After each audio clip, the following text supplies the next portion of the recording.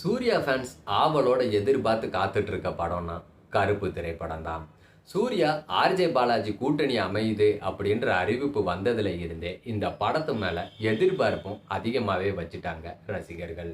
ரசிகர்களோட எதிர்பார்ப்பை பூர்த்தி செய்கிற விதமா இந்த படத்தோட டீசரையும் ரிலீஸ் பண்ணாங்க.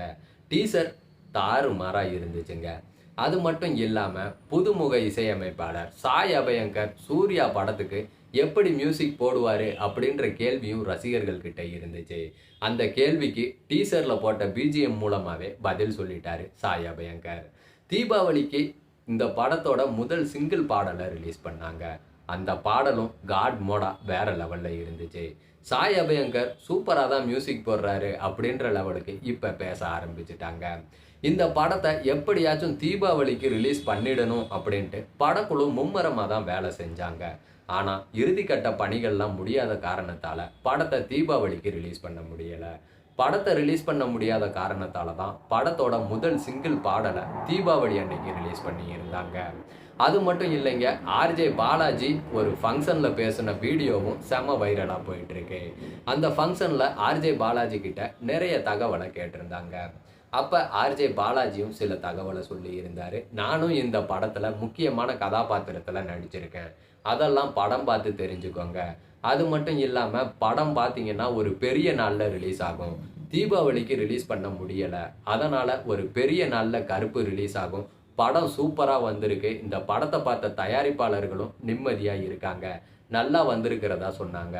இந்த படத்தோட தயாரிப்பாளர்கள் பார்த்தீங்கன்னா ப்ளூ சட்டை மாறனை விட படத்தை அவ்வளவு உன்னிப்பா கவனிப்பாங்க. அவங்களுக்கே படம் பிடிச்சிருச்சுன்னு சொல்லிட்டாங்க. அதனால எந்த கவலையும் இல்லை, சூப்பரா குக் பண்ணி வச்சிருக்கேன், பெரிய நாள்ல ரிலீஸ் பண்ணுவேன்ற மாதிரி ஆர்ஜே பாலாஜி சொல்லி இருக்காரு.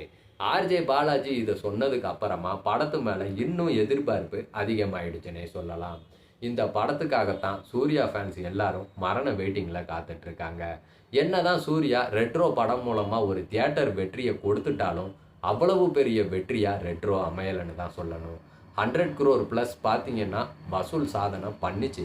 ஆனா மிகப்பெரிய வெற்றியா அப்படின்னு கேட்டா இல்லைன்னு தான் சொல்லுவேன். கருப்பு திரைப்படம் அது எல்லாத்தையுமே பூர்த்தி பண்ணும் அப்படின்றதுல எந்த சந்தேகமுமே இல்லை.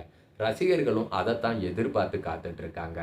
முழுக்க முழுக்க கருப்பு திரைப்படம் பார்த்தீங்கன்னா தியேட்டர்ல பார்க்கக்கூடிய படமா தாங்க இருக்கும். டீசர் பார்த்தாவே நமக்கு நல்லா தெரியுது. அந்த ஆக்ஷன் சீன்ஸ் ஆகட்டும், டைலாக்ஸ் ஆகட்டும், அந்த பிஜிஎம் ஆகட்டும், இதெல்லாம் தியேட்டர்ல பார்க்க மிஸ் பண்ணவே கூடாது. கூடிய சீக்கிரமே படம் ரிலீஸ் ஆகும். தியேட்டர்ல இந்த படத்தை தெறிக்க விடத்தான் போறோம். அதுக்கு நானும் ஆவலோட காத்துட்டு இருக்கேன். இந்த படம் பொங்கலுக்கு ரிலீஸ் ஆகுமா அப்படின்ட்டு நிறைய ரசிகர்கள் கேட்டுட்டு இருக்காங்க. பொங்கலுக்கு நம்ம அணிலோட விஜயுடைய ஜனநாயகன் திரைப்படம் பார்த்தீங்கன்னா ரிலீஸ் ஆக இருக்கு. அதனால கருப்பு திரைப்படம் ரிலீஸ் ஆகுமா பொங்கலுக்கு அப்படின்றது சந்தேகம்தான். காரணம் என்ன அப்படின்னு பார்த்தீங்கன்னா விஜய்க்கு பயந்த காரணத்தால கருப்பு திரைப்படத்தை ரிலீஸ் பண்ணாம இருக்கல. விஜயுடைய கடைசி திரைப்படம், அதனால தனியா வந்து வசூல் சாதனையை படைக்கட்டும் அப்படின்ற ஒரு நோக்கத்தோட தமிழ் சினிமாவில் எந்த திரைப்படமுமே பொங்கலுக்கு ரிலீஸ் ஆகாது அப்படின்ட்டு நினைக்கிறேன். விஜயுடைய படம் தனியாக ரிலீஸ் ஆகி வசூல் மலை கொட்டும் அப்படின்றதுலையும் எந்த சந்தேகமும் இல்லை. கருப்பு திரைப்படம் பார்த்தீங்கன்னா மே மாதம் இல்லைன்னா ஏப்ரல் மாதம் ரிலீஸ் ஆக அதிக சான்சஸ் இருக்கு. பொறுத்திருப்போம் கருப்பு திரைப்படத்துடைய ரிலீஸ் தேதிக்காக.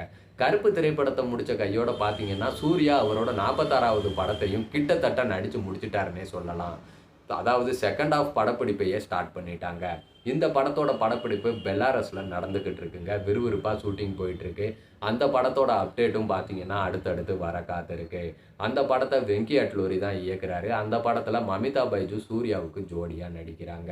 அதை முடிச்ச கையோட ஜீத்து மாதவனோட இயக்கத்துல சூர்யா அவரோட 47வது படத்துல நடிப்பாரு. அந்த படத்துல ஒரு போலீஸ் கதாபாத்திரத்துல நடிக்க இருக்காரு. வில்லன் கதாபாத்திரத்துல ஃபகத் ஃபாசில் நடிக்கிறாரு. ஜோடியா பார்த்தீங்கன்னா ஃபகத் ஃபாசிலுடைய மனைவி நஸ்ரியா தான் சூர்யாவுக்கு ஜோடியா நடிக்க இருக்காங்க. வாடிவாசல் திரைப்படம் என்ன ஆச்சு என்ன ஆச்சுன்ட்டு நிறைய ரசிகர்கள் கேட்குறாங்க.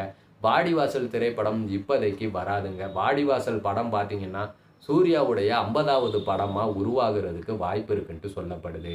காலம்தான் பதில் சொல்லணும். பொறுத்திருப்போம்.